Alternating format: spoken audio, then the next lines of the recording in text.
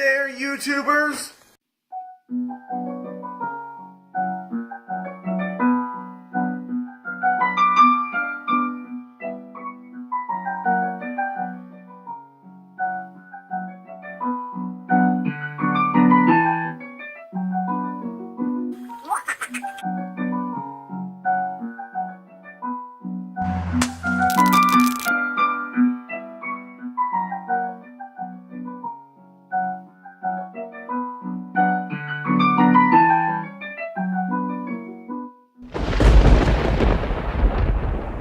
Professor Sheep here. Welcome to another day.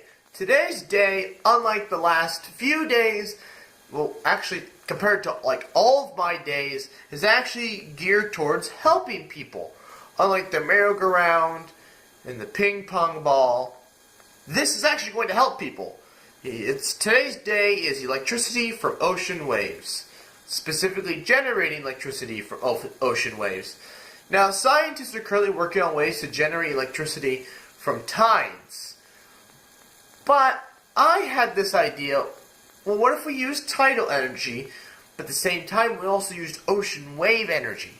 And you're probably thinking, how would you do that?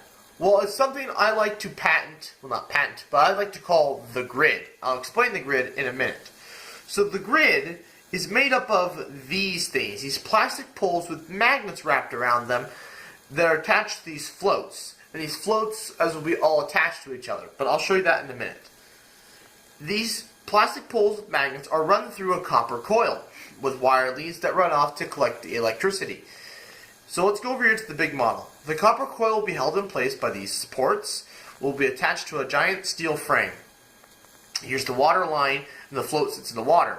So as the float comes along and hits a low spot in the wave, it'll stay at that low spot. And then if it's a high spot, it'll go up to the high spot, and then back down, up and then down. Kind of like a boat bobbing in the ocean.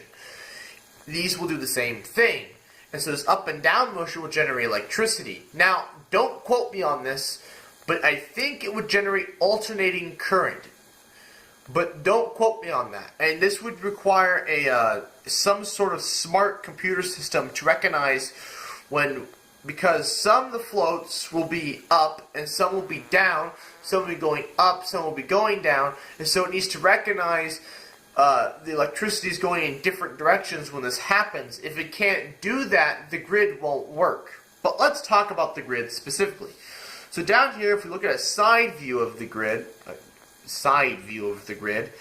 we have all these floats are held in place by, well, at first I was like, oh, they're going to be a stiff hold-in. Or they were going to be a loose, they were going to be held together loosely like rope or chains. But then I thought, well, no, then they'll be able to touch the sides of the copper coil, and you don't want that. So you could have them stiff because then they won't go up and down, then they won't flow. Because I want them to flow like a piece of paper. So I want I want the waves to come in like basically any angle, and they can't really do that if they're all like rigidly connected to each other. They just go like up and then down, up and down. Nothing wrong with that, but that's a lot. If the waves get really choppy, that's hard to get that, especially these things are going to be spread over hundreds of feet. Anyways, so the grid, they'll all be connected. Basically, I think a design would work best for the connectors would be basically rope that runs through, but like there'd be segments of pipe, and so these segments of pipe, as they'll flow rigidly, like they'll flow nice, just like a rope. But when they want to come together, the steel pipe will prevent them from coming together, but still flow. I think that'd be the best bet. I don't know if you're understanding me quite correctly, but it's rope running through segments of pipe. Does that make sense? I hope it does. Anyways. So the grid, the copper coil will all be contained in the housing. The housing is basically going to be a giant steel building. And it needs to be really strong so it doesn't get destroyed by hurricanes like what happened in Puerto Rico. Because this will be used off the shores of Puerto Rico and in places where electricity is needed from the ocean. And so you'll have to have massive concrete and steel supports to go down to the bottom of the ocean. Also, again, that's why they need to be just off the shore. They can't be too close because then you have problems with the grid hitting the bottom of the ocean, or if they're too far away, the supports have to go really far down. So they'll be just off the shore, but not too far.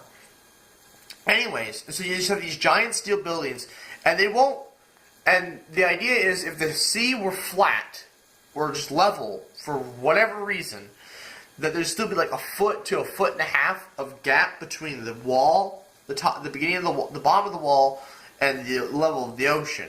So the waves are able to get through, but like a bird won't want to go through there, you know, and a fish shouldn't get caught in the grid because the grid will sit at the ocean surface, and since it'll be kind of in a dark place because you don't want algae to grow on everything, so this will all be enclosed, the fish won't want to come up to the surface because, like, ooh, the sun, no, it'll be dark, so they'll be trying to avoid this dark area. Hopefully, in theory. I really actually don't know how fish would react to this. I'm sure there's studies somewhere, and I'm sure this would work just fine. And then on top, as you can see, we put solar panels, because we're already generating electricity from the ocean, moving the grid, but also we have this big giant steel building with a massive surface area. Why not put solar panels up there? That's even more electricity we can be generating. The waves will be generating all the time, and the solar panels will only be generating during the day. So during the day, you will be generating tons and tons of electricity.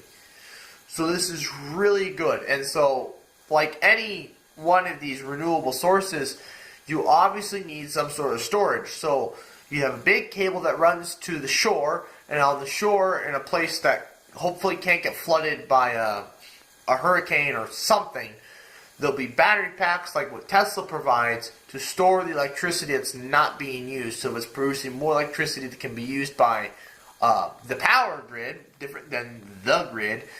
But the power grid, if it's using more, it can be stored in there and then be used at night or times when the ocean waves just aren't generating enough and, well, there's no sun. So at night, obviously, it'd be used.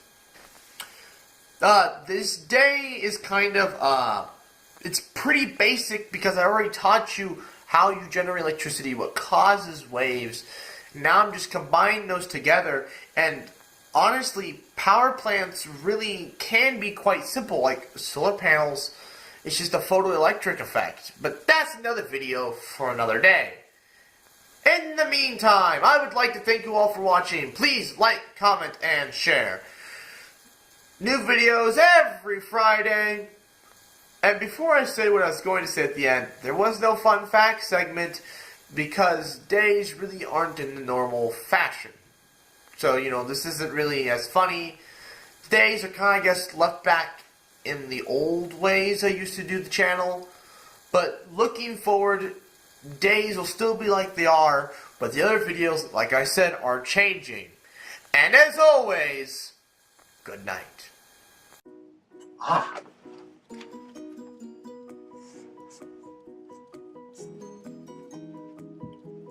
Oh, you're still here? Well, if you want to see more, check the playlist. And while you're there, please consider subscribing. Now, Marvel for 20 seconds.